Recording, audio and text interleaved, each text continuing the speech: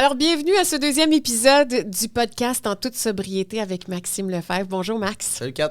Je suis très contente d'être ici avec toi aujourd'hui. Puis, juste avant qu'on présente l'invité qui est avec toi aujourd'hui, qui t'accompagne, Max, tu tenais, au tout début, quand on a commencé à parler ensemble du projet de ton podcast En toute sobriété, tu as dit, Kat, il faut absolument qu'on fasse un épisode sur la codépendance. C'est super important pour moi. Explique-moi pourquoi. En fait, c'est que moi, c'est la raison pour laquelle j'ai commencé à vraiment bien me rétablir et faire les choses comme il faut, parce que j'ai finalement mis des mots sur soit une émotion, ou bien quelque chose que je ressentais, ou bien qui expliquait des gestes que j'avais faits dans le passé, ou bien des actions que j'avais posées, le thinking que j'avais à ce moment-là peut-être. On dirait que quand j'ai découvert ça, ça fait « OK, c'est pour ça ». Ça a expliqué beaucoup de choses, puis les gens autour de moi essaient toujours de t'aider, ils veulent toujours te donner des solutions. Mais là, tu peux m'appeler si jamais, puis là, dans ce temps-là, dis-moi-le. Mais j'ai OK, mais je savais même pas quoi vous dire à ce moment-là parce que je savais pas ce que je vivais et pourquoi j'agissais de cette telle façon-là. Tandis que je trouve que la codépendance, moi, ça l'a vraiment éclairci à 100% les raisons de mes actions puis pourquoi j'avais envie de boire des fois puis pourquoi j'avais envie de consommer. Puis c'était vraiment de geler cette émotion-là. Mais la codépendance a comme tout ouvert ces portes-là, à vraiment bien me rétablir.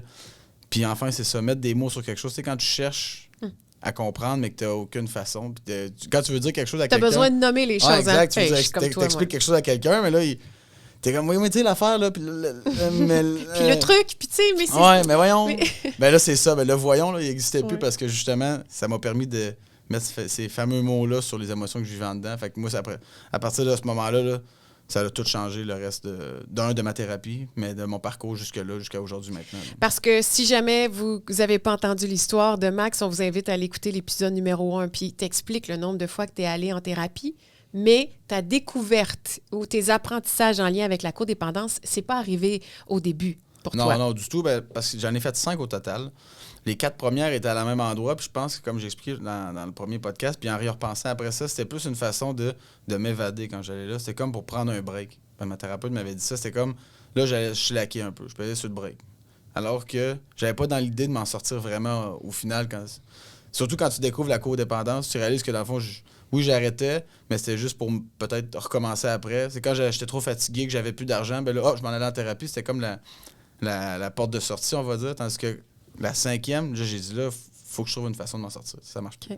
Fait que j'ai décidé de changer d'endroit. Puis il y a quelqu'un qui m'avait parlé de la Villa Saint-Léonard. Puis c'est drôle parce que dernièrement, pour ce podcast-là, j'ai ressorti mes livres. Puis j'étais comme, ben voyons, il y avait tellement d'ateliers différents, sur tellement de sujets différents. Tu sais, c'est sûr que là, ça m'a ouvert tellement de mon esprit totalement avec tous les ateliers sur... Oui, il y avait les étapes, qui est une chose importante dans tout ce qui est anonyme, là, NA, peu importe. Mais il y a d'autres choses aussi, ta colère, ton deuil, la codépendance, la dépendance affective, comment bien se rétablir, tu sais.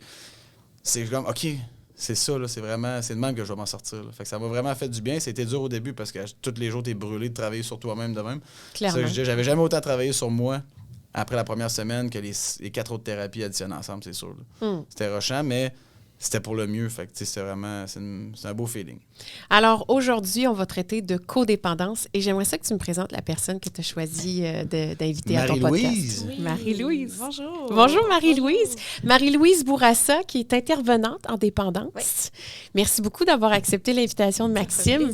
Parce que, je te le dis, je viens de le mentionner, mais Kat, il faut absolument qu'on parle de codépendance. Je te dis, c'est vraiment important. Ça a été un point tournant pour moi. Il faut qu'on parle de ça. Et là, moi-même, j'ai tellement hâte d'en apprendre davantage. Et en faisant mes recherches, parce que moi aussi, je fais mes recherches pour me préparer, je me suis rendu compte que je ne sais pas de quoi je parle, puis c'est complètement vague pour moi. Là. C'est un concept, la codépendance, que je réalise que je n'étais que dans les, je veux dire, stéréotypes, les jugements ou les histoires que je me raconte. Comment on définit la codépendance? Premièrement, la codépendance, c'est pas un trouble qui est répertorié. C'est pas une maladie. C'est pas dans le DSM-5, qui est le livre des problématiques en santé mentale. C'est un trouble psychologique, en fait, au niveau relationnel, au niveau de tes relations avec les autres. Comment tu vas interagir avec tes relations avec les autres? Comment tu t'es développé? Ça part de loin. La codépendance, ça part de ton noyau familial. quand tu étais jeune? Puis, est-ce que tu venais d'une famille fonctionnelle, dysfonctionnelle? Normalement, une famille fonctionnelle, tu peux arriver à bien te développer de façon saine.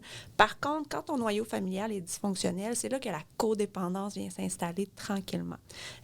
J'aimerais ça avec Max qu'on fasse des liens avec lui, son histoire, des parallèles, avec toutes les explications que je peux apporter sur la dépendance. On peut commencer aussi avec définir qu'est-ce que c'est qu'une famille fonctionnelle, qu'une famille dysfonctionnelle.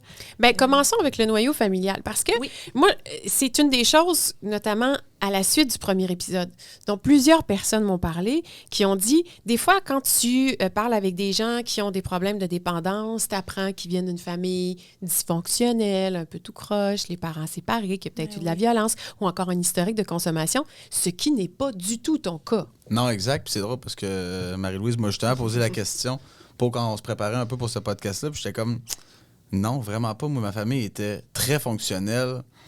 Des parents aimants qui nous donnaient, mais qui nous apprenaient des bonnes valeurs quand même. T'sais, on n'était pas des enfants gâtés pourris. Je veux dire, mon père était absent, oui et non, dans le sens qu'il travaillait beaucoup parce qu'il montait sa business. Mais je veux dire, quand il était là, c'était un père aimant. Il est venu avec moi à l'aréna pour le hockey. Je veux dire, tu sais, j'ai manqué de rien. J'ai eu beaucoup d'amour. Même eux avec leurs parents, eux autres, mes grands-parents, belle relation. Fait il y avait vraiment rien qui aurait... Ben, le père à mon père, c'était un alcoolique. Mais on n'a jamais fait de lien, puis il est mort, j'avais 3 ans. Fait que, tu sais, je l'ai pas vu, mettons, quand on était, mon grand-père, il buvait tout le temps, puis je le voyais je l'ai pas vu, ça, cette chose-là. Fait que, tu sais, c'est vraiment, oui, la famille fonctionnelle, standard, qu'on pourrait dire. Mais est-ce que, puis Marie-Louise, tu pourras le dire, est-ce que toi, l'histoire que tu te racontes de ta famille, c'est qu'elle est fonctionnelle, mais que dans le fond, elle l'est pas? Bon, dans ma tête à moi, ça l'est à 100%. Okay. Ça serait l'image que j'aurais de ma famille, tu sais, c'est ça. C'est vrai, on parlait de ça dernièrement. En plus, par rapport à une autre famille qu'on voyait, tu sais, les enfants, ce qu'ils voient de leurs parents, c'est toujours la belle image. Même s'ils entendent des choses sur leurs parents, ben non, il a pas fait ça, ou non, c'est pas vrai, tu sais. Fait. Mais oui, de mon image à moi, dans ma tête, je pense que oui, on était très fonctionnels, là, parce que j'ai manqué de rien, puis qu'il n'y a pas eu d'épisode d'alcool, de drogue, de chicane, de bataille, ou... Parce que, tu sais, je sais pas que je veux ramener ça à moi, mais je pense que souvent, quand on est enfant,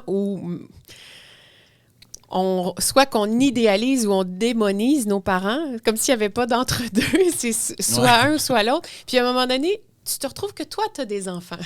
Et là, peut-être que ta perception de tes parents change et que tu te rends compte qu'on fait ce qu'on peut. Totalement.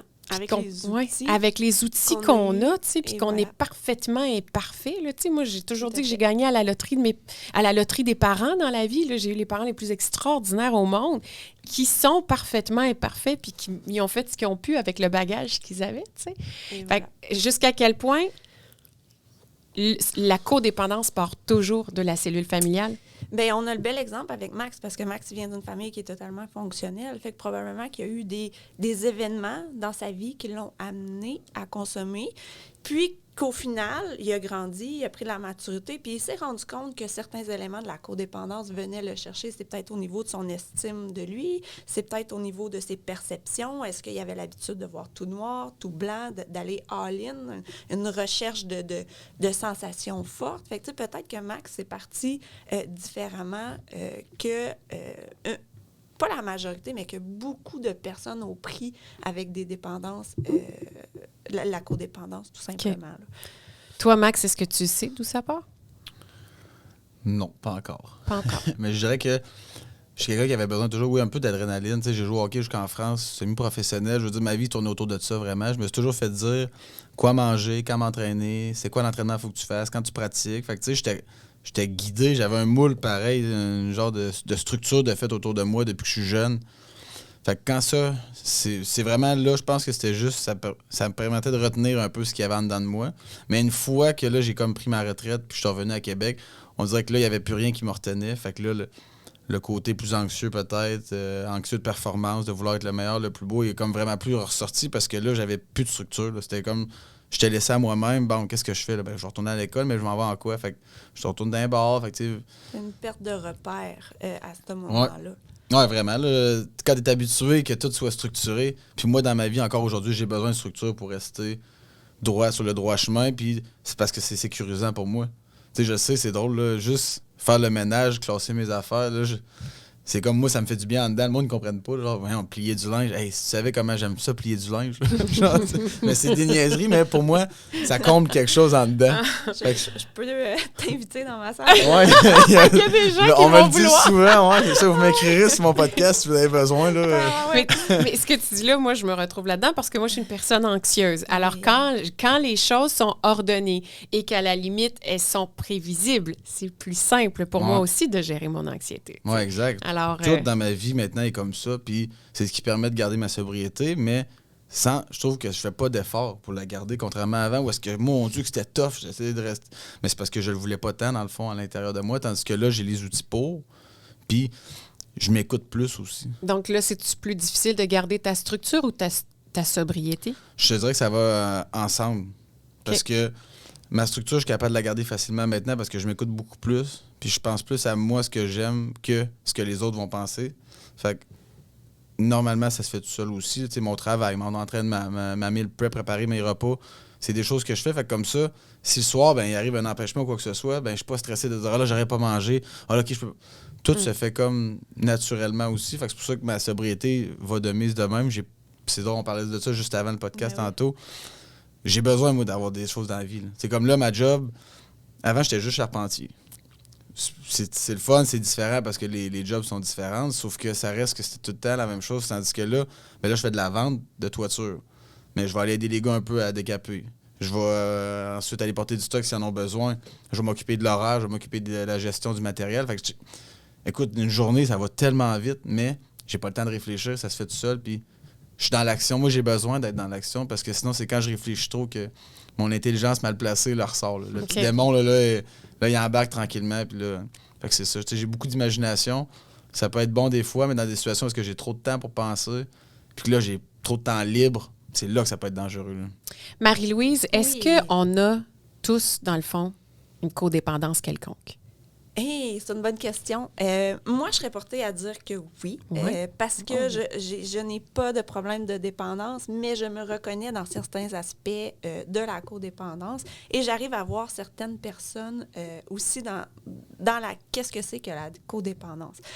La codépendance, là, elle a un noyau central. Elle a 4 éléments. OK? Elle a tes perceptions. Comment tu perçois, toi, les choses? Est-ce que tu perçois ça tout le temps dans un gros high, hyper positif, ou tu le perçois tout le temps dans le négatif? Est-ce que tu n'arrives pas à faire ta part des choses quand tu reçois une information, tu prends tout personnel ou tu mets ça sur la faute de la planète entière? Fait que sans même avoir grandi dans un climat dysfonctionnel, tu peux peut-être développer des petits traits de par l'école, tout simplement, de par tes relations sociales, de par qui tu es. L'anxiété fait partie de toi. Fait que c'est pas de la faute à tes parents si tu as une anxiété, si tu as l'anxiété à l'intérieur de toi. Ensuite de ça aussi, ça va dépendre de ton estime de toi. Si, tu sais, on est tous avec la personnalité avec qui qu'on est, dans le fond. Par contre, il nous arrive des choses dans la vie qui fait en sorte que ton estime de toi est toujours fragile puis qu'elle peut être brimée un petit peu. Tu sais, Max, tantôt, il parlait de son hockey qui a été une grosse sphère importante de sa vie, qui allait chercher beaucoup de, j'imagine, là, de gratification dans ça. C'est super... c'est cool, là, être un joueur. Fun. Ben oui, voilà. Ça paraît bien, surtout au Québec, le hockey, c'est comme le sport. Fait que c'est sûr que de performer là-dedans, c'est sûr que c'est valorisant. Là. Puis là, je reviens au Québec, ça s'est pas fonctionné comme je voulais. Mon estime de moi, ma façon de me percevoir à moi, elle vient d'en prendre un coup. Là. Puis c'est peut-être qu'est-ce qui s'est passé au niveau de Max aussi, je spécule. Mais là, je me vois plus comme un super joueur de hockey. Je me vois comme un pas bon, par exemple, qui n'a pas réussi sa carrière, qui doit revenir ici au Québec, qui, en plus, n'a plus d'emploi ou qui doit changer de travail. Tu sais, qui passe de là à là, par exemple. Fait que ton estime de toi, elle peut beaucoup, beaucoup changer. Ce qui peut amener aussi un besoin de contrôle, de tout contrôler. Hein? Je n'ai pas contrôlé cette sphère-là dans ma vie. Fait que là, maintenant, je vais essayer d'aller chercher du contrôle dans mes relations. Je vais essayer d'aller contrôler mon boss, mes amis, mes relations personnelles, etc., pour sentir que je l'ai encore l'affaire, là, ou que, tu sais, je tiens encore quelque chose dans ma vie. Puis, finalement, ça t'amène une maturité émotionnelle. OK? Les personnes qui ont une dépendance, puis tu me parleras de toi après ça, Max, quand la dépendance, elle s'installe, il y a un certain frein émotionnel qui se passe. Pourquoi? Parce que là, c'est plus Max, c'est plus Marie, c'est plus Catherine qui gère vraiment qui tu es, ton évolution, c'est la dépendance. C'est ta consommation qui est au cœur de ton évolution. Mais elle ne te fait pas évoluer vers le positif. Hein? Elle ne t'amène pas à être dans le moment présent, à vivre tes émotions, à parler, hein, Max, quand tu es dans la dépendance, parler, mettre des mots, comprendre ce que tu vis, c'est pas une réalité qui se passe. C'est plus la peur, de la colère, du ressentiment, etc., que tu ressens. Fait que tu as comme un frein. Quand tu arrêtes de consommer, de façon imagée, tu reprends ton évolution émotionnelle où est-ce que tu l'as arrêtée.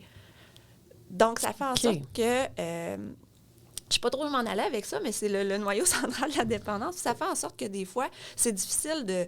Il peut arriver des événements dans ta vie qui ont fait en sorte que la codépendance s'est installée dans ta vie. Bien, c'est parce que juste que les étapes que tu viens de décrire là, un changement de situation, des trucs comme ça, c'est le genre de choses qui arrivent, puis pas aux athlètes professionnels nécessairement. Là, monsieur, madame, tout le monde, que ce soit un déménagement, même les enfants, quand tu es jeune, tu dois changer d'école peut-être parce qu'il y a eu un déménagement, séparation dans la famille, des choses comme ça, ou, là, on faisait le parallèle avec le sport, mais ça peut être au boulot, que tu avais choisi un domaine dans lequel tu voulais étudier, puis pour quelque raison que ce soit, tu dois changer. Là, toi, tu as identifié que c'est le moment que tu reviens au Québec après ta carrière semi-professionnelle en Europe. À ce moment-là, c'était le manque de structure pour toi. Ben oui, parce que tu cherches, comme elle dit, c'est... Oui, c'est sûr que je pensais que j'allais faire ça plus longtemps. J'ai réalisé que c'était pas assez payant en France. Il aurait fallu que je fasse des sacrifices de quand je reviens ici l'été, il faut que je travaille. Là, je remonte là-bas. Puis vu que je suis né en France, ben, j'avais le passeport. Fait que j'aurais pu aller jouer dans d'autres pays. Mais tu sais, là, c'est des sacrifices de 5-6 ans de gagner des salaires de crève-faim un peu. Revenir travailler ici, repartir une saison. Puis je pense que ça me tentait juste pas de le faire. Fait que c'est sûr que c'est décevant quand... Tu sais, mon père il a fait ça pendant 10 ans, lui, là-bas, avant de revenir. Moi, j'avais l'intention de faire au moins ça aussi, t'sais. Fait que c'est sûr que, encore là, tu te compares un peu, veux pas. Puis moi, je suis beaucoup dans l'anxiété de performance. Puis j'ai réalisé après, je savais même pas ça veut dire quoi à ce moment-là. Je savais même pas que ça existait. Mais j'ai réalisé après de... Tu sais, moi, je veux pas juste être là pour être là. Je veux être le meilleur dans tout, là. Tu sais, mon podcast, moi, je veux que ça soit le plus écouté au monde. Là, aujourd'hui, je suis plus dans cette mentalité-là. Mais avant, c'est ça que je me serais dit, là. Puis là, je serais allé voir à tous les jours comment de vues, comment... Tu sais, je me serais mis tout autour de la performance. Là. Walker, c'était ça. Avec les filles, c'était ça. Tu sais, d'avoir la plus belle relation possible contrairement aux autres. Nous autres, ça va être bon, on va avoir des enfants, on va avoir... T'as peu, fait une semaine, t'as connais. Fait que, tu sais, moi, il y a beaucoup de mes relations que ça a été ça de... Tout fonctionne tout de suite parce que je dis que je voulais faire comme mes parents. Là, avoir un peu la même vie. Là, fait que ma soeur, puis... Fait qu'on dirait que je mettais toutes mes œufs dans le même panier. Pour justement tout mettre là, comme Marie-Louise disait, de vouloir contrôler ça, parce que le reste, je l'avais pas contrôlé. Ben, fait que dès qu'il y avait quelque chose qui marchait pas dans ma relation, je l'arrêtais, parce que ça marchait pas, là, ça sera pas la bonne. Hey, faut que tu te laisses du temps dans une relation. Ça n'a aucun bon sens. Mais c'est ça, moi, j'étais tout de suite, c'est pas pour rien que je me suis fait tatouer sur mon poignet le mot patience. C'est que c'est le point de ma vie à changer, vraiment à améliorer. Est-ce que je comprends que dans le fond, autant la relation que le hockey, tout ça, ça venait toucher ton identité propre, pour revenir à ce que tu disais. C'est l'identité que toi, tu t'étais forgé par rapport à toi-même. Ah, 100%. J'étais quelqu'un de très intense, mais c'était pas une intensité contrôlée. Tu sais, tandis que là, je vais l'être, mais c'est juste que je vais mettre beaucoup d'efforts dans quelque chose qui me tient à cœur. Mais d'oser, je ne ferais pas à n'importe quel prix. Tandis qu'avant, j'aurais tout fait pour réussir, advienne que pourra, puis peu importe ce que j'ai à faire, là. Quitte à même blesser des gens autour. Moi, mon but, c'est ça. Puis c'est ce que je veux. Fait que oui, j'étais quelqu'un de très intense. Là, j'ai appris à doser cette intensité-là, puis mieux la placer aussi, mieux la contrôler. Tu sais, l'entraînement, c'est pas mieux de se jeter à 4 heures par jour, 6 jours semaine. Au bout d'un temps, soit tu vas être fatigué, tu vas te blesser, ça ne tentera même plus, tu le feras plus pour les bonnes raisons un peu. Là. Fait que c'est toujours de garder ton objectif en tête, mais de rester là-dessus.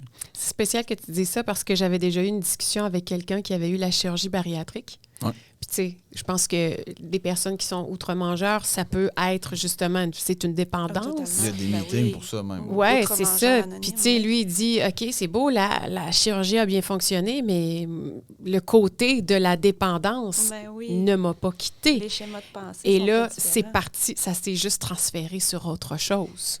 Oui, tout à fait. Tout à fait, oui. Et puis c'est la même chose dans la dépendance aussi, au niveau des substances. C'est facile de faire un transfert de dépendance. Je pense que ma sobriété, elle va bien. Je pense que je suis en contrôle, tu sais, puis je le dis souvent, ton rétablissement, c'est léger comme exemple, mais c'est comme une recette de sauce à spaghetti. Hein? Je pense que j'ai les bons ingrédients dedans, que je la contrôle. Par contre, je la brasse pas, fait que ça colle tout dans le fond.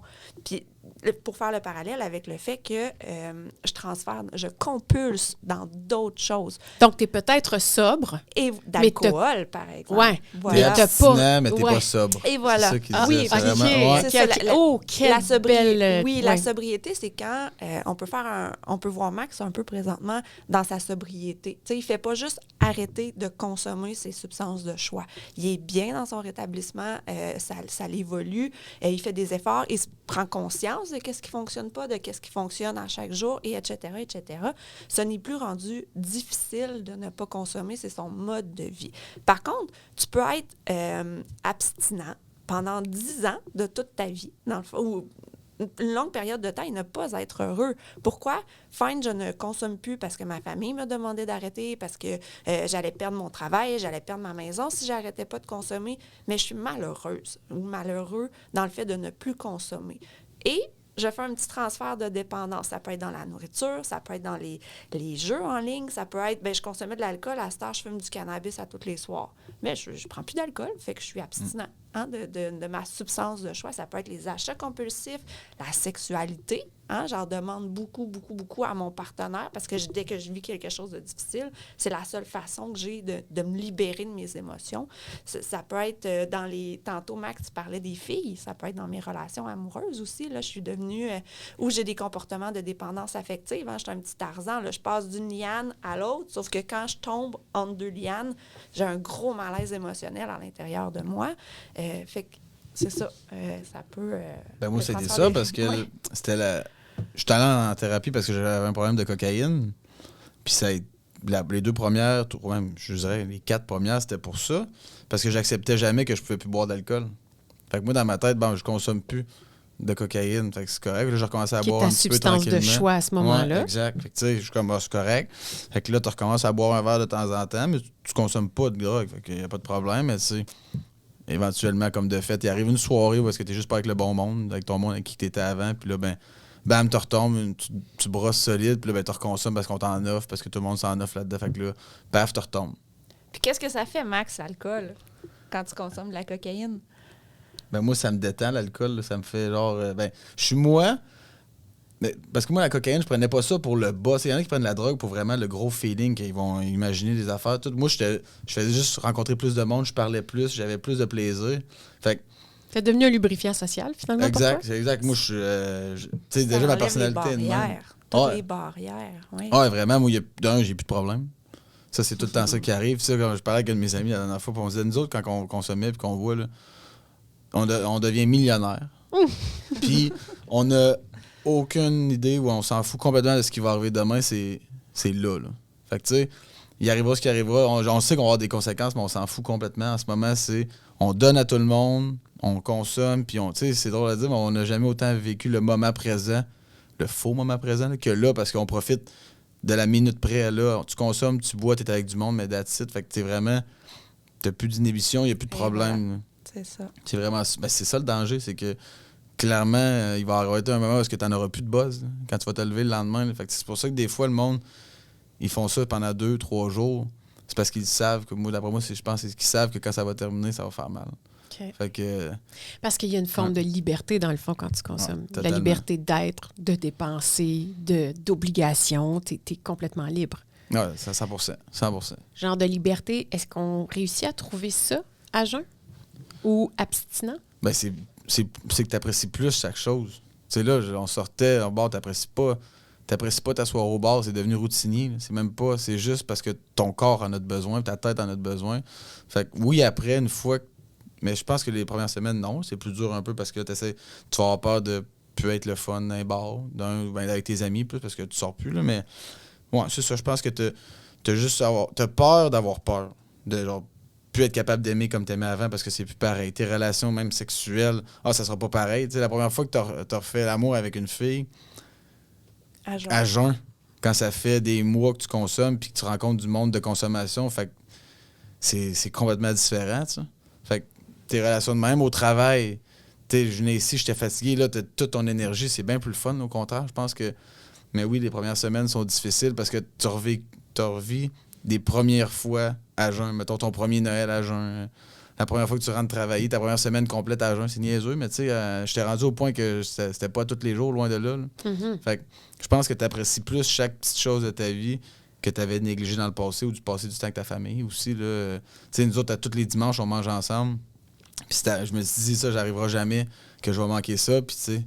Puis tu l'as manqué. Ouais, je l'ai manqué. Là. Je disais, justement, au game de hockey, c'est la seule place où j'avais jamais consommé de ma vie puis que je voulais pas consommer avant de jouer au hockey parce que pour moi, c'est comme ma religion, le hockey. Puis avant de rentrer en thérapie la première fois, là, j'ai joué une game de hockey que j'avais consommée. Fait que tu sais, j'étais comme, hey, tu dis, non, mais si tu te mets des limites, mais tu dépasses tes limites. Ouais. Okay. J'avais scoré 3 buts. Fait que j'étais comme, tu sais comment tu penses, t'as un petit crosseur dans ta tête, là, et comme, tu vois, finalement, c'est pas si pire. T'as valorisé ça. Ouais, hey, c'était n'importe quoi, là. J'ai le cœur qui palpitait, j'étais, ça filait pas pantoute, là. J'ai tout été chanceux, là. Parce que j'en connais du monde qui aurait pu crever de même, là. Tu sais pas, là, de l'adrénaline, là, t'as ça dans le corps, tu te fais une activité physique, hey, j'aurais pu péter là. J'avais pas pris une grosse quantité, mais juste assez pour te faire peur, là. Juste te dire, hey, c'est innocent de faire ça, là. Quand tu t'es mis des limites, de dire jamais avec ta famille, jamais au hockey. Puis j'ai réussi à pas le faire avec ma famille. Quand même pour les soupers, mais tu sais, combien de fois j'étais arrivé le soir que j'étais magané, que je suis juste descendu dans ma chambre, j'ai pas dit salut à mes parents parce que j'avais honte, puis tu sais que... Mais c'est ça. Tu dépasses tes limites quand t'es en consommation, tes valeurs que t'avais à jeun, que tu sais, j'ai fait des choses que... ça n'a aucun sens avec la personnalité que j'ai, puis ce que je veux refléter, puis en quoi je crois. Mais là, tu fais des gestes de même, t'es comme OK. Mais la codépendance, moi, ça m'a permis d'expliquer ces gestes-là. Ça pardonne pas, mais au moins, ça explique. Puis pour les gens, ça peut aider aussi. Là. OK. C'est ça pardonne pas. Ça peut peut-être excuser, mais ça pardonne pas. Non, jamais. Il y a une marge entre les deux. Pas, en tout cas, ouais. Selon moi, ça pardonne pas, mais au moins, ça peut faire comprendre des choses à des gens, comme le premier podcast, quand il est sorti. Il y en a beaucoup de personnes, c'est ce qui ressortait le plus, c'est autant pour eux qui en ont des problèmes que des gens qui en ont eu dans leur famille, ça leur permet de comprendre un peu autre chose. C'est pour ça que je le fais aussi. Ouais. Ça a aidé monsieur madame. Puis codépendance, c'est pas parce que tu as un problème d'alcool. Ça peut être justement quelqu'un comme Marie-Louise disait là, dans ta vie de tous les jours. Là. C'est ça, je pense que ce podcast, c'est pourquoi je trouvais que c'est important, c'est que ça va pas rejoindre juste le monde qui ont quelqu'un dans leur entourage qui a une dépendance ou eux-mêmes ont une dépendance. Ça peut rejoindre énormément de personnes sur leur comportement. Puis tu parlais de la définition de l'identité aussi là-dedans. Là, est-ce que quelqu'un qui s'identifie que par le travail, c'est de la codépendance? Qui se valorise par ça? En fait, la codépendance, c'est vraiment au niveau relationnel, dans tes relations. Par contre, la codépendance va apporter des dépendances invisibles, comme la dépendance affective, la dépendance émotionnelle. Il va falloir qu'on démystifie ces deux-là. Tout à fait. Okay. Et ces dépendances-là vont amener, comme je disais tantôt, d'autres dépendances. Et c'est là que te pitcher dans ton travail, ça peut devenir une dépendance. Parce que le travail peut devenir une dépendance. On dit workaholic. Hein? Et voilà, c'est pas pour rien. Donc, c'est peut-être vers ce chemin-là, dans cet aspect-là, que le travail peut avoir, de te pitcher dans un travail. Pourquoi? Parce que peut-être, on le fait tout à un moment donné dans notre vie. On est hyper passionné par qu'est-ce qu'on fait. Je crois que Max l'a vécu avec son hockey. Quand le hockey, c'est toute ta vie. Je sais pas, toi, dans ton parcours, la radio, tu sais, que tu donnes beaucoup, beaucoup, beaucoup. Moi aussi, quand j'ai commencé à travailler en dépendance, mon Dieu, que j'aimais ça, puis j'aimais aider les gens, puis c'était gratifiant. Fait que j'allais chercher, là, un petit côté qui me manquait peut-être dans d'autres sphères de ma vie, tu sais, à mon travail. Par contre, j'ai réussi à rétablir ça. Bon, ben là, j'ai mes enfants, j'ai ma famille, je suis fatiguée. Donc, je me rends compte que je suis pas superwoman, fait que je peux pas le faire. Fait que de façon naturelle, ça s'est rééquilibré. Par contre, quand tu as des sphères débalancées comme ta codépendance, à quelque part, ça peut être plus difficile de rééquilibrer ces sphères-là. Si on revient à la dépendance affective, si on peut la définir, c'est vraiment dans mes relations amoureuses. Okay? C'est vraiment au niveau amoureux. C'est quand tout tourne autour de l'autre personne. Sans cette personne-là, je n'arrive pas à me définir. J'arrive pas à être moi-même. Je donne souvent l'exemple, je déteste le badminton, là. Okay, je donne souvent l'exemple, j'entre en relation avec quelqu'un qui aime le badminton, qui joue 3 fois par semaine, pour être avec cette personne-là, je vais aller jouer au badminton avec elle 3 fois par semaine au lieu de, par exemple, moi j'aimais aller m'entraîner, mais je ne vais plus m'entraîner. Je vais texter constamment cette personne-là, le besoin de savoir où elle est, le besoin de savoir qu'elle m'aime et toujours dans la crainte que sans cette personne-là, ma vie, elle est complètement fichue. OK? Fait que ça, on est dans la dépendance affective. La dépendance émotionnelle, ça va être au niveau de mes relations familiales. Ça va être les mêmes comportements, mais moins fort au niveau familial, au niveau avec le travail. Par exemple, les collègues de travail, avec mon boss. Je vais avoir besoin toujours de me faire rassurer, toujours besoin de me faire dire que c'est correct, c'est la bonne chose, aller chercher l'approbation, etc., etc. Ça, c'est plus la dépendance émotionnelle, hein, d'aller valider mes émotions, ce que je vis chez l'autre personne, mais qui n'est pas mon conjoint ou ma conjointe. Donc, d'aller valider, parce que, tu sais, tantôt, tu disais des choses, puis j'étais là, oh mon Dieu, je me reconnais. Tu sais, je pense que bien des gens vont écouter ce podcast-là et vont faire, oh, t'as peu. Ding, ding, ding. C'est ce que je disais tantôt. Tu sais, la première fois que j'ai entendu parler de ça, j'ai fait, OK, j'ai pas de problème de dépendance de drogue, d'alcool ou de toxicomanie. Mais par contre, je me rends compte que moi aussi, j'ai des petits comportements dans ça. Oh oui, clairement. C'est tout à fait normal. Puis dans le fait, là, justement, tu disais par rapport au travail et tout ça, qui suis-je en dehors de cette relation-là? C'est quoi mon identité en dehors de mon travail? C'est quoi mon identité en dehors de mon couple? C'est quoi mon identité? Qui suis-je en dehors de mon rôle de maman? Voilà. Oui. Ça... C'est... C'est fort, hein? Oui. C'est sûr qu'il y a des gens qui se questionnent par rapport à ça. Quand est-ce que tu sais que tu es en équilibre ou pas? Oh! Je vais ramener ça un peu avec ce qu'on essaye de parler beaucoup avec nos résidents à la Villa, c'est de prendre un petit pas de recul de tes journées, de tes journées, de ton quotidien, de tes comportements. On appelle ça faire un petit inventaire quotidien. Ça peut être à tous les soirs, ça peut être une fois par semaine. Moi, je conduis. Il se passe beaucoup de choses dans mon auto, là. Puis, je conduis, puis souvent, ça m'arrive de faire une petite rétroaction sur certains comportements que j'ai eus. Mon boss me dit telle chose, mon conjoint me dit telle chose, j'ai mal réagi, comme je me suis emportée tout de suite. Comment que je peux travailler sur moi pour arriver à mieux réagir la prochaine fois? Ou du moins, juste à prendre un petit pas de recul, là, puis réfléchir. Fait que de cette façon-là, tu vas te voir aller. Tu vas te voir où est-ce que c'est un petit peu plus difficile, où est-ce que ça va mieux pour arriver à mieux te balancer. Par contre, si tu es dans le milieu de ta consommation, dans ton pic de consommation, dans tes bas-fonds ou que tu vis une situation difficile à la maison, un divorce, qu'au travail, c'est pas facile, ça se peut que tu sois pas émotionnellement capable de faire cet exercice-là. Pourquoi? Parce que tu n'as pas assez de distance. Tu n'as pas assez de distance, tu es trop envahi. Tout ce que tu fais, c'est que dans la consommation, tu vas geler tes émotions, tu vas vivre que le négatif, tu vas ruminer ça, tu vas tomber dans le ressentiment qui est très, très fort et très puissant. On pourrait faire un autre podcast là, que sur le ressentiment. On prend des notes. Ouais. Puis, c'est ça. Fait que c'est tout simplement de prendre un pas de recul. Moi, je le dis de façon imagée, là, regarde-toi aller. Qu'est-ce qui a bien fonctionné, qu'est-ce qui n'a pas bien fonctionné et ajuste-toi dans le but de t'améliorer demain et de ne pas refaire constamment les mêmes, pas les mêmes erreurs, mais les mêmes comportements que tu veux modifier, que tu veux améliorer. Okay. Dans ma tête, l'histoire que je me raconte par rapport à la dépendance, c'est de toujours vouloir être avec. Oui. Donc, de toujours vouloir être avec ta substance de choix, de toujours vouloir être avec ton conjoint, de toujours vouloir être au travail ou de toujours vouloir être avec tes amis. Oui. Est-ce que, parce qu'on a énormément parlé de ça pendant la pandémie, il y a tellement de gens qui se sont retrouvés seuls. Est-ce que, et qui ont vécu beaucoup de culpabilité aussi à avoir de la difficulté avec la solitude, je trouve, tu sais. Est-ce que quelqu'un qui souffre de solitude est automatiquement une personne dépendante? Tu me poses une bonne question. Mon Dieu, je peux pas te sortir comme quelque chose de blanc ou noir, mettons. De blanc ou noir, ou quelque chose de scientifiquement prouvé, que les études ont démontré quoi que ce soit.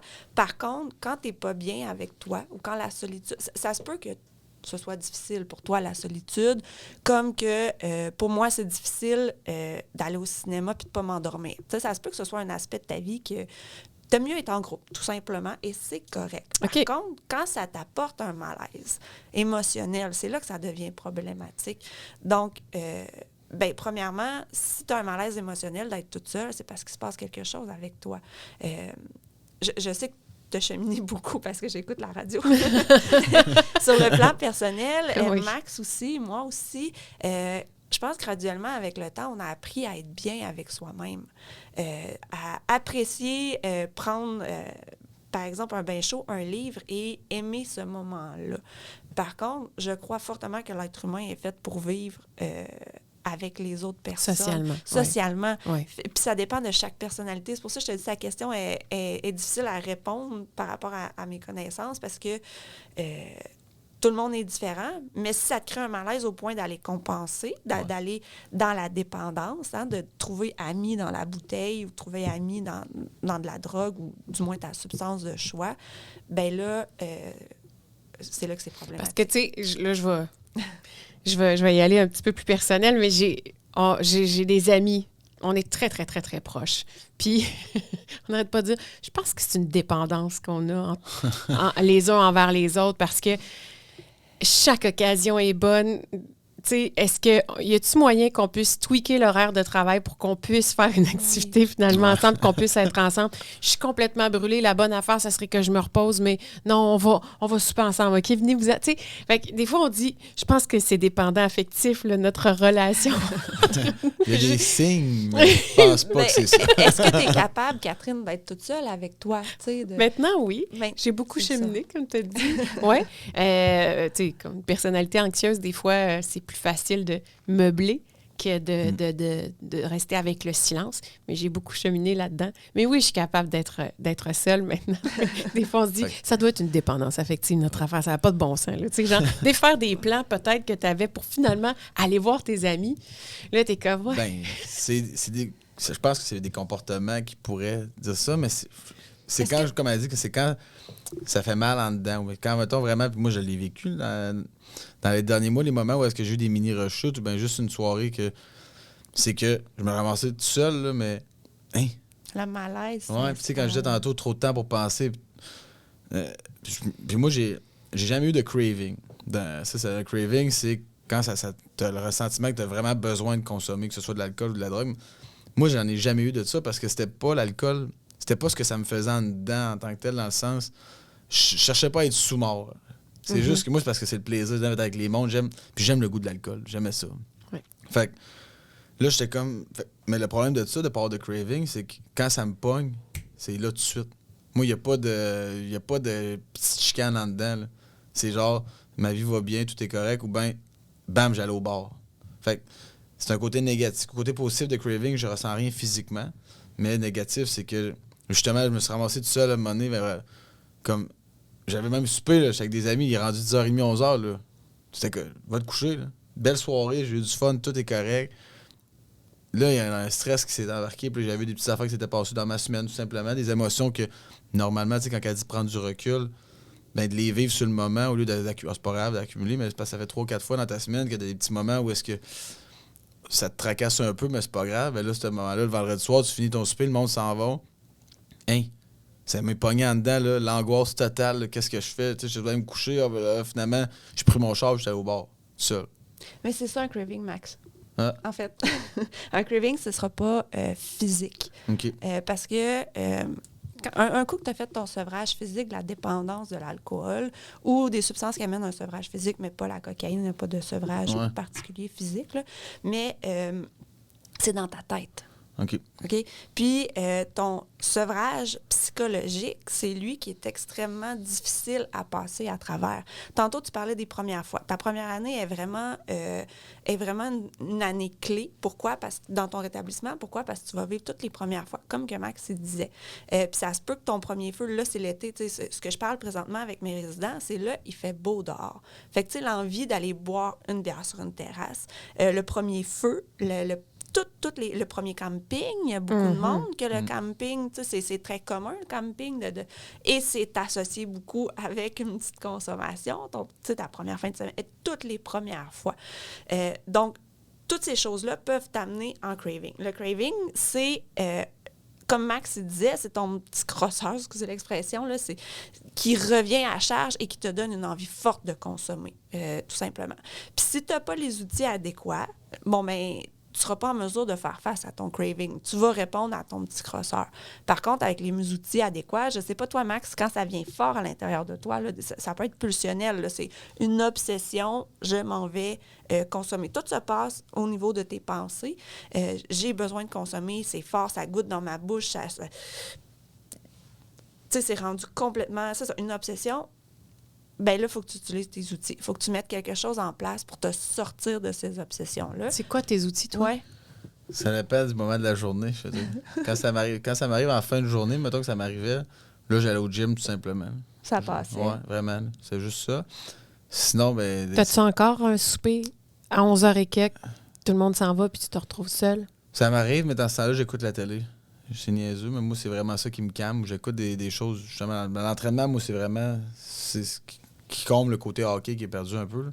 Parce que je suis passionné de ça. Tu sais, j'ai fait plein d'affaires différentes. J'ai fait du powerlifting, j'ai fait du fitness, j'ai fait du crossfit. Parce que, justement, je voulais toucher à plein de sphères pour toujours être dans l'action, mais jamais redondant.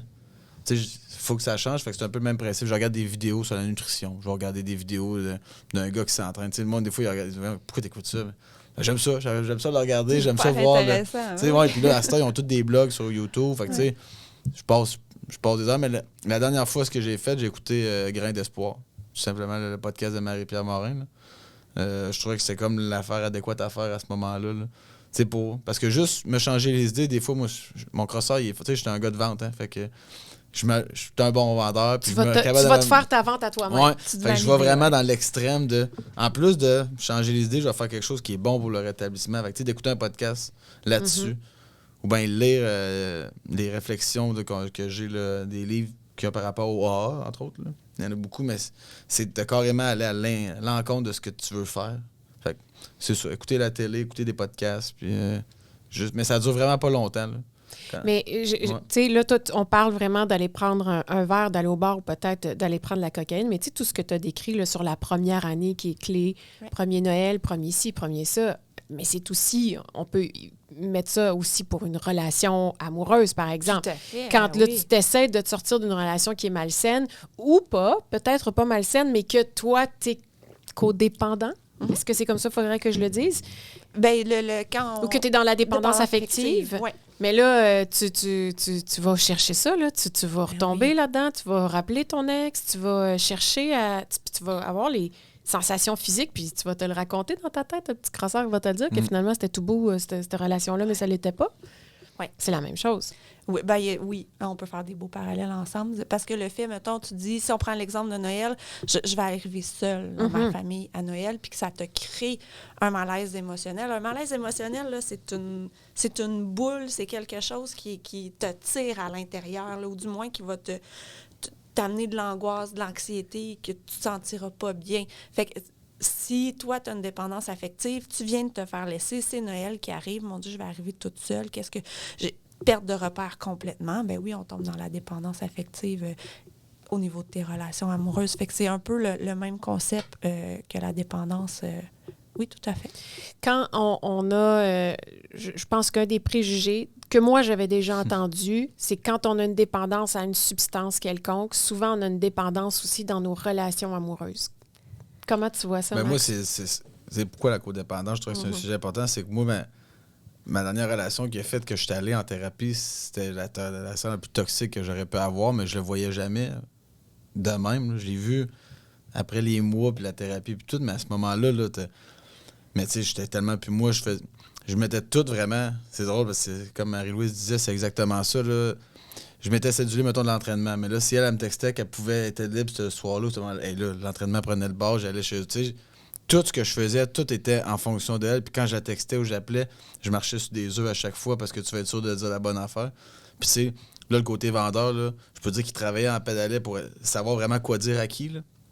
Et là, j'étais tellement plus naturel. Alors, tu sais, c'est vraiment... Là, c'était, OK, c'est comme si je la vends. Je me vendais pour que je puisse la voir. Puis j'avais jamais de réponse de l'autre côté. C'était nébuleux. C'était jamais... Tu sais, je l'ai vraiment trouvé dur. Puis c'est la première fois de ma vie que je croyais vraiment que c'était la bonne personne à ce point-là. T'sais. Fait que là, tu mets tout sur stop pour que la relation fonctionne. Mais ça a duré 2 mois au début. Après ça a crashé. Après ça, il y a eu un up. Il y a eu un autre gros down. Puis la dernière fois, ça faisait genre 4-5 mois qu'on s'était plus parlé. Puis là, c'est comme revenu à cause d'une raison X. Puis là, tu y crois encore, mais tu sais, hey, ça fait 4 fois là, qu'il y a tout le temps des choses, puis le monde autour commence à être tanné de te voir de même, de dire, tu sais, là, ça marchera pas encore. Là. Puis là, tu essaies, ouais, mais tu sais, tu vois juste le positif qui n'existe pas, dans le fond, c'est du faux positif. Là. Et tu penses encore, tu vas t'en sortir. Est-ce que cette personne-là avec qui tu étais en relation savait que tu étais comme ça, genre que tu te laissais tomber pour convenir à ses horaires à elle? Y avait-tu un côté des red flags de sa part, mettons, que tu aurais pu voir avant, ou c'est vraiment... Est-ce que tout ça part de toi? Après ma dernière thérapie, okay. oui. Parce que la codépendance, famille dysfonctionnelle, là, était là-dedans. Là. Autant que moi, dans ma tête, j'ai la famille la plus fonctionnelle, qu'elle, toutes les red flags d'une famille dysfonctionnelle étaient là, x2. Okay. Fait que ça m'a permis de faire le deuil, justement, parce que moi, j'acceptais pas. Mon côté anxiété de performance était comme ta relation marche pas. Mais là, j'ai... parce que c'est vraiment pour la raison pour laquelle j'étais rentré, c'est qu'à la fin, j'étais allé au bar tout seul, j'étais plus capable, je voulais juste oublier tout ça. Fait que là, j'ai fait, OK, t'as un problème, il faut aller le régler. Mais quand j'ai vu ça, cet atelier-là, j'ai braillé à peu près dans ma chambre pendant 15 minutes. Là, j'étais comme, c'est enfin, merci.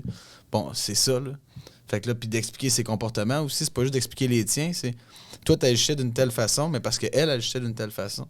Fait que là, tu te rends compte que finalement, c'est vraiment... Tu sais, t'apprends quasiment à pitié de dire t'as pas été chanceux d'être dans une famille de même, finalement. Ouais. Fait que, tu sais, j'en veux pas, j'en veux plus. Pas... Le deuil, il est fait, mais je veux dire, ça deviendra pas ma meilleure amie du jour au lendemain. Probablement que j'ai pas envie de parler de toute façon, mais ça reste que, au moins, ça m'a permis de passer à autre chose, puis de passer à travers, puis de me rétablir, puis de me concentrer sur mon rétablissement, parce que j'aurais pu faire le même style de thérapie que j'aurais fait avant. Pas comprendre pourquoi, pas retomber dans les mêmes patterns, puis tomber dans une relation toxique, puis recommencer à boire. Puis tu sais, c'est facile. Autant que c'est facile de trouver des solutions pour s'en sortir une fois que tu as les outils, puis le coffre d'outils. Mais c'est beau de les avoir, mais il faut que tu les utilises aussi, parce que c'est facile de... je disais, moi, après la 4e thérapie, à la même place, là-bas, j'avais dit en dos qu'elle m'appelait l'enfant de la villa, parce que j'étais connu là-bas, le monde avait du fun avec moi. J'ai écrit, ici, moi, j'ai pas juste un coffre d'outils, là, j'ai littéralement le garage. Là. Merci, j'ai tout ce qu'il faut. Là. Je peux tout vous les donner. J'en ai en double, en triple des outils. Là. C'est pas... Mais je m'en servais mal ou je m'en servais juste pas. Tandis qu'après ça, là, ça a bien été. J'aimerais ça faire du chemin, Max, sur... t'as dit, j'ajustais mes comportements en considération de elle, dans le fond. Elle était disponible, donc j'arrêtais mon gym. Tu sais, je mettais tout en fonction d'elle. Puis c'est vraiment un élément, une caractéristique forte de la codépendance, c'est de vivre en considération de l'autre, mais pas de façon émotionnelle comme la dépendance affective. C'est vraiment au niveau par rapport à mes relations. Puis une des choses qui est forte, c'est que en tant que codépendant, je vais tout le temps m'ajuster à l'autre personne. Ça peut être dans des petites choses, comme ça peut être dans des grandes choses. Je donne un exemple qui est hyper imagé à mon travail, à mes résidents, c'est que je leur dis, par exemple, tu es en colocation avec un coloc qui a des problèmes de dépendance, par exemple. Puis il rentre souvent très, très tard le soir. Puis toi, tu te lèves à 6 heures pour aller travailler, puis ça te dérange quand il rentre à 4 heures du matin, ça coupe ta nuit, tu n'arrives pas à te rendormir. Tu lui en parles une première fois à ce coloc-là, et là, c'est la chicane ou c'est des promesses, oui, je vais faire attention, puis je fais pas attention. La personne, elle fait pas attention. Fait que toi, au lieu de retourner voir la personne, tu vas ajuster tes comportements en considération de cette personne-là. Ça veut dire quoi? Ça veut dire que tu vas, te coucher, mettons, là, tu te couches à 9h30, tu vas te coucher à 8h30. Comme ça, quand la personne, elle rentre de travailler, tu es prête pour commencer ta journée. Fait que ça, c'est plus quelque chose tu vis plus en considération de toi, tu vis en considération de l'autre. Souvent, on dit des gens codépendants que c'est des yes men. Des gens qui vont... Je sais pas si Max va te reconnaître dans ça, mais que c'est des yes men qui sont pas capables de mettre leurs limites. Puis ça peut être de façon des yes men super positifs ou, comme j'ai dit tantôt, des yes men super dans le contrôle qui vont attendre... si tu veux que je te donne mon amour, il faut que tu le mérites. Ou il faut que tu me donnes le tien en premier, je vais te donner le mien. Puis après ça, mes comportements vont tourner autour de ça. Il y a 2 types de codépendants, là, dans le fond. Fait que c'est vraiment un ajustement de mes comportements. Si on prend, par exemple, l'enfant qui vit dans une famille totalement dysfonctionnelle, puis là, la dépendance n'a pas de sexe, n'a pas de visage, n'a pas de caractéristiques sociales précises. Non plus, non. Oh, oui. Du tout. Par exemple, un papa ou une maman qui consomme l'enfant quand il revient le soir à la maison de l'école, ce parent-là est en consommation, est très désagréable, peut dire des choses méchantes, va chercher la chicane, etc., etc. Bien, l'enfant, au lieu de rentrer à la maison, va aller patiner. Donc, ajuste ses comportements, ses actions en considération de l'autre personne. Du comportement de l'autre. Voilà. J'ai un autre exemple un petit peu plus difficile. Un parent a des problèmes, par exemple, d'alcool. On va souper chez quelqu'un, la famille ensemble. Le parent a trop bu pour conduire l'auto, mais je vais accepter quand même qui prennent le volant avec les enfants parce que sinon, ça va créer une chicane incroyable chez la visite. Donc, je m'ajuste en considération des comportements de l'autre. Fait que c'est ça, tantôt, Max a parlé d'ajustement, puis ça m'a amené... Mais est-ce à dire, avec les exemples que tu as donnés là, puis l'exemple que tu as donné, toi, de ta relation qui était toxique, la dernière relation qui t'a amené justement à retourner, est-ce qu'on est toujours 2 là-dedans? Oui. Oui. Parce qu'il y a des comportements... Parce que là, ce que toi, tu viens de nommer, il y avait des comportements malsains de la part de la fille avec qui tu étais en relation. Et là, les exemples que tu donnes aussi, c'est ça. Oui. Est-ce que... puis même le coloc aussi. Est-ce que, dans le fond, les comportements malsains viennent des 2 bords, mais... Oui. Okay. En fait, T'es jamais tout seul dans ta codépendance. Là. Ben voilà, c'est une codépendance ouais. Et c'est une difficulté relationnelle. Ou sur le plan psychologique. Donc, assurément, c'est avec quelqu'un d'autre. Puis, comme on disait tantôt, ça part de quelque chose qui est dysfonctionnel. Ça peut être un élément déclencheur comme Max a eu dans sa vie ou ça peut être le noyau familial dans lequel tu as grandi. Si papa, maman, tu sais, qu'est-ce qu'une famille dysfonctionnelle, premièrement? Oui. Est-ce que la communication, elle est bonne? Non, papa, maman se chicanent. Fait que moi, j'apprends pas à parler avec mes frères, avec ma soeur, mes frères, etc., etc. Est-ce que quand je reviens à la maison avec des bonnes notes, ou que la première fois qu'on enlève mes petits trous de vélo, on m'a encouragée, ou on n'a rien dit, on m'a laissé aller? Est-ce qu'on valorise? Qu'est-ce qui se passe dans ma vie? Est-ce que je suis écoutée? Est-ce que c'est des menteries, des chicanes, est-ce que c'est fonctionnel ou pas, tout simplement? Là? Un enfant va évoluer selon son contexte familial. Ce qui va amener l'enfant peut-être à être plus introverti. Peut-être avoir peur de prendre la parole. Son estime, si jamais personne n'a dit que cet enfant-là faisait des bons coups, qu'on était fier de lui, etc., bien, l'enfant va grandir avec une estime de lui totalement faible. Donc, va aller chercher des relations. Dans ces relations, quelque chose. Qu'est-ce qui lui manque à cette personne-là? Et c'est là que ça devient dysfonctionnel au niveau des relations aussi, comme Max a amené avec son ancienne blonde, dans le fond. Fait que oui, il y a toujours 2 personnes impliquées. Ça peut être la famille. Et ensuite de ça, je reproduis qu'est-ce qui s'est passé ou je vis avec les conséquences de ma famille dysfonctionnelle dans mes relations autour de moi. Comment tu entrevois la possibilité aujourd'hui, Max, puis là, je connais pas ta vie privée, mais de recréer une relation amoureuse avec quelqu'un dans ta sobriété? Ben, je commence à avoir quelqu'un, Catherine. OK. Ouais. Je voulais pas te mettre en the spot. Je suis désolée, je n'étais pas au courant de rien. Là, non, il n'y a pas de problème. Mais justement, je prends beaucoup plus mon temps. Je m'écoute plus à travers ça. Puis c'est vraiment les choses que je m'étais dit que j'allais faire pour être plus heureux. Puis je l'ai déjà fait dans les derniers mois aussi, j'avais une relation, mais là, je voyais que ça commençait... La personne ne pouvait pas me confirmer qu'elle qu'elle se donnerait à 100% en ce moment parce qu'elle n'était pas prête ou quoi que ce soit.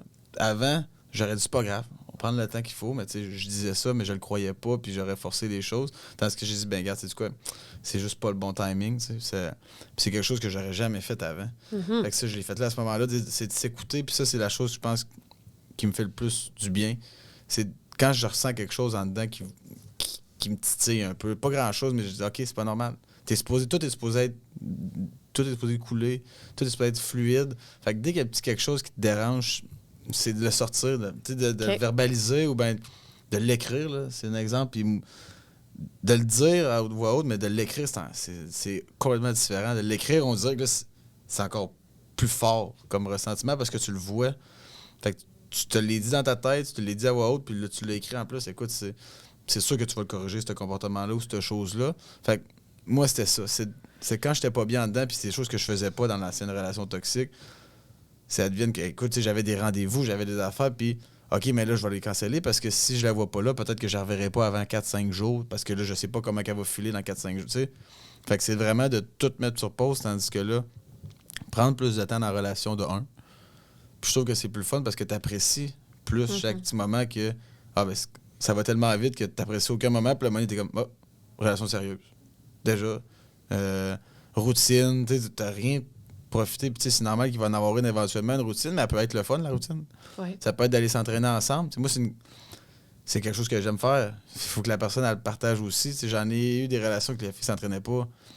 Je suis désolé, mais elle ne comprendra pas pourquoi moi, il y a des soirs qu'il faut que j'y aille, puis il faut que je fasse ma préparation alimentaire le dimanche. Puis, tu sais, si elle ne comprend pas, ben ça aurait été des sacrifices que j'aurais fait à l'encontre de ce que j'aime. Fait que pour mes relations futures, puis la relation que j'ai en ce moment, c'est ça que je vais faire. Puis ce que je fais maintenant, c'est juste tranquillement, puis parler. Communication, là. Puis est-ce que tu pourrais dire que tu es plus dans l'agir que dans le réagir? Ouais. J'ai eu C'est quoi la différence entre les deux? Ben, agir, je pense que c'est vraiment par rapport à ce que je ressens puis ce que je veux. Puis réagir, c'est par rapport à ce que l'autre va m'apporter. Je pense que dans ce que j'ai lu, je me rappelle, la codépendance, c'est je vais être heureux si elle est heureuse. Mm-hmm. Tandis que maintenant, moi, je suis heureux. Puis après ça, toi, tu vas être heureuse. Puis ensemble, on va être 2 fois plus heureux. Okay. C'est comme l'exemple de on se complète quand on est un 100%, quand on est 2, là, ben non. Vous êtes 50%. 1 plus 1 égale 3. Ouais, c'est ça, exact. Ça. Toi? Mon 50% de moi plus ton 50% de toi, ça donne 100%, oui. Mais on est toujours bien juste 50% de nous. Fait que, tu sais, il faut que ça fasse 200% ensemble, dans le fond. Ouais. Okay. Fait que ça, c'est une chose que j'essaie de faire attention beaucoup. Puis de pas se négliger. Justement, quand ça va pas bien, tu le dis, mais de parler, écoute, ça, c'est la chose que j'ai le moins faite de ma vie, là. Parler. C'était vraiment, je gardais tout le temps. Avant. Ouais, c'est vraiment, non, c'est ça, exact. Là, puis là, même, je parle quasiment trop des fois. Puis le monde rit de ça, mais je le dis, j'ai pas assez parlé dans ma vie. Fait qu'à cette heure, je le dis en mais pour tout ce qui est émotif en dedans, écoute, je gardais, que ce soit petit ou gros. Fait que c'est sûr que ça allait exploser éventuellement. Puis je pense que le hockey m'a gardé sur le semi-droit chemin pendant un bout à cause de ça, parce que j'avais ma structure, mais aussitôt que c'est sorti, là, tout a comme éclaté en même temps. Les émotions, le ressenti d'avant, la négligence sur ce que j'aimais faire, sur ce que j'aimais penser. Peu importe, je suis négligé à 100%. Mais je paraissais bien dans le sens, il s'entraîne, il mange bien, il joue au hockey, c'est ça qu'il fait de sa vie. Ouais, mais en dedans, j'étais pas heureux dans le fond. Oui, j'étais bien dans ce que je faisais, mais il y avait un petit manque de quelque chose justement sur m'exprimer, mes émotions. Fait qu'à cette heure, communiquer, c'est n'importe des choses banales que tu dis, c'est pas grave, oui, sors-les. Parce que pour toi, ça peut être banal, mais pour l'autre personne, ça peut être quelque chose d'important. Puis j'ai vu ma thérapeute il y a pas longtemps, puis j'aimerais aider 100 fois plus encore dans ma relation. Le langage amoureux. T'sais, on a chacun les 5 langages d'amour. Hey, ça, là, j'ai découvert ça il y a 2 semaines. Hey, la codépendance, ça m'a aidé, mais ça, c'est, je pense, la deuxième affaire qui m'a le plus aidé. Parce que moi, je suis quelqu'un d'extrêmement démonstratif. Je vais envoyer plein de textos gentils. Bon, tu sais, je veux faire sentir la personne bien, mais si la personne, elle est plus dans les gestes, c'est comme si moi, je parlais anglais, elle parlait français. Les deux, on est bilingues, mais à un moment donné, c'est bien beau parler ta langue maternelle tout le temps, mais la mienne, c'est pas la même. On se rejoint plus. Ouais, exact. Mais mon Dieu, ça a tellement fait de sens. Mais ça, c'est une chose qu'avant, j'aurais jamais écouté. Puis elle aurait dit ça aurait rentré d'une oreille, ça aurait sorti de l'autre, parce que oui, mais non. Tandis que là, maintenant, j'accueille beaucoup plus les informations. Fait que, ouais. Tu sais, quand on dit faire du travail sur soi, c'est quoi? Je pense que c'est ça. C'est juste de réapprendre à s'écouter. Puis quand il y a quelque chose dérange, sors-le tout de suite. Dis-le, écris-le. Crie-le. Ouais. Mais... Est-ce que la personne avec qui tu as commencé à avoir une relation, tu aurais pu être en relation avec une personne comme elle avant? Jamais. Jamais. Je pense que tu rencontres des gens qui ont le même mode de vie que toi puis le même rythme de vie. Fait que quand je sortais 5 fois semaine, ben je rencontrais des filles qui sortaient 5 fois semaine. Puis quand je consommais, je rencontrais des filles qui consommaient. Puis si j'en rencontrais une qui consommait pas, c'était pas trop long que je m'arrangeais pour briser cette relation-là parce que puis tu le fais inconsciemment, mais ça se fait tout seul. T'auto-saboter. Ouais, ça, c'est ça, je cherchais à auto-saboter la relation parce que clairement, vous en allez pas dans le même chemin. Là. Vous allez dans la même direction, mais à gauche puis à droite. Là. Oui, c'est vers l'avant, mais clairement, à un moment donné, vous allez frapper un mur ou il va y avoir un cul-de-sac parce que ça marchera plus. Là. Vous avez pas les mêmes ambitions, vous n'avez pas la même hygiène de vie même. T'sais, moi, c'est la chose que je fais le plus attention en ce moment, c'est de respecter mon hygiène de vie parce que c'est ça ma structure, moi, maintenant. Ouais. C'est même nombre d'heures à peu près de sommeil, manger à peu près aux mêmes heures, puis je mange tout le temps, fait que ça, c'est correct, c'est facile, ça. Mais ça fait partie de ça. Si tu veux t'entraîner, tu veux travailler fort, il faut que tu manges. Fait que, tout est dans tout, hein, comme on dit, mais c'est vraiment ça. La sauce à spag, c'est tellement un exemple qu'on dit souvent, là. C'est chacun ses ingrédients, tu as plein d'ingrédients, mais il faut que tu abrasses constamment, puis s'il manque un ingrédient, ben, elle ne goûtera pas pareil ta sauce. Fait que c'est ça, mais c'est de reconnaître c'est quoi tes ingrédients pour ta sauce à toi, puis chacun a notre sauce différente. En tout cas, on a fait on a vraiment bien abordé des choses, puis je suis convaincue. En tout cas, moi, je me vois, et je comprends qu'on est tous à un certain degré codépendants, dépendants affectifs, dépendants émotionnels. Et tout ça vient de bien loin. Moi, j'oserais dire que oui. Je ne sais pas ce que les écrits disent, mais moi, j'oserais dire que oui. Par contre, dès que tu en prends conscience, ce que j'aime dire, c'est est-ce que c'est moi, Marie, qui parle ou c'est mon petit côté dépendant affectif qui me fait parler ou agir comme ça? Ajuster qui tu penses que tu es voilà. Pour que ton environnement soit bien. C'est ça. Tu sais, quand je prends un petit pas de recul, que je regarde comment j'ai agi, je suis comme, est-ce que c'est... moi, j'ai une grande peur de l'abandon pour différentes raisons qui se sont passées dans ma vie, puis tout ça. Est-ce que là, c'est ma blessure d'abandon qui me fait parler comme ça, qui me fait agir, qui me fait vivre ces émotions-là? Ou c'est tout simplement Marie-Louise, avec la maturité que j'ai acquis, le travail sur moi, puis que c'est tout à fait adéquat de réagir comme ça. Là, je réfléchis, puis finalement, je me rends compte, OK, non, c'est ma blessure qui me fait vivre ça comme ça. Qu'est-ce que je peux faire maintenant pour aller apaiser ce qui se passe? C'est la même chose dans Donc, de répondre plutôt que de réagir. Ouais. Ben, oui, c'est ça, d'agir au lieu de réagir. Réagir, c'est pulsionnel. Si tu me dis un commentaire que j'aime pas ou quelque chose comme ça, puis tout de suite, je te regarde, puis je te dis, ben voyons, c'est quoi ton problème? Puis tu sais que je réagis à ce qui s'est passé. Agir, c'est de façon réfléchie. Soit que j'ai pris un pas de recul, soit je me suis regardée aller, soit j'ai écrit. Hein? J'ai utilisé mes outils, puis que là, finalement, je vais agir adéquatement. Tu sais, dans les relations de couple, on est beaucoup dans l'agir. Hein? Notre conjointe nous dit quelque chose, des fois, la situation, la vie est difficile, les enfants sont demandants, etc., etc. Puis là, on agit, puis là, ça allume la flamme, puis là, ça part. Puis là, on est parti. Au lieu de dire, attends un peu, stop. je vais aller réfléchir 5 minutes. Je reviens. Et je vais avoir les mots adéquats pour répondre à ce que tu me dis, au lieu de m'emporter... de juste continuer de faire éclater la situation. Ouais. C'est ça, impulsivité. Ouais, moi, c'est ça qu'il fallait que je travaille aussi, parce qu'il y a beaucoup de réactions que je faisais là, de même. Tu sais, dire, on va réfléchir après, là. Mais c'est parce que souvent, tu vas blesser des gens, même si c'est pas ça que tu veux du tout. Puis ça va à l'encontre, justement, soit de tes valeurs ou tout, mais tu réponds tellement l'émotion et non le réfléchi que c'est sûr qu'au bout du compte, ça marchera pas. Dans mes relations, c'est ça. Tu sais, moi, j'aime pas ça pour avoir raison. Puis je vais être le meilleur. Fait que, tu sais, si tu me dis quelque chose qui me dérange... Mais Marie-Louise, dis-moi si je me trompe. Je pense que toute ta vie, tu vas avoir cet automatisme-là de toujours vouloir avoir raison. Ça s'en va nulle part, là, ça. Là. Ah non, ça, mais on peut choisir, par exemple, de ce qu'on fait avec. De s'améliorer à chaque jour. Mais je vais toujours avoir raison. Oh, oui. Mais je vais plus cesser les autres. Non, mais c'est ça. Non, mais c'est vrai, t'as raison. Mais je pense que les automatismes, là, ben oui. J'ai l'impression, moi, qu'ils s'en vont nulle part. Ça va être la programmation par défaut qui va popper. Puis après ça, toi, tu vas réussir à faire une mise à jour à force de faire. Voilà. Mais ça risque d'être toujours la programmation par défaut qui arrive. Puis dans des périodes plus difficiles, moi, je dis tout le temps, là, chasser le naturel et il revient au galop. Un exemple banal, je pense que de façon naturelle, moi, je suis une personne un peu...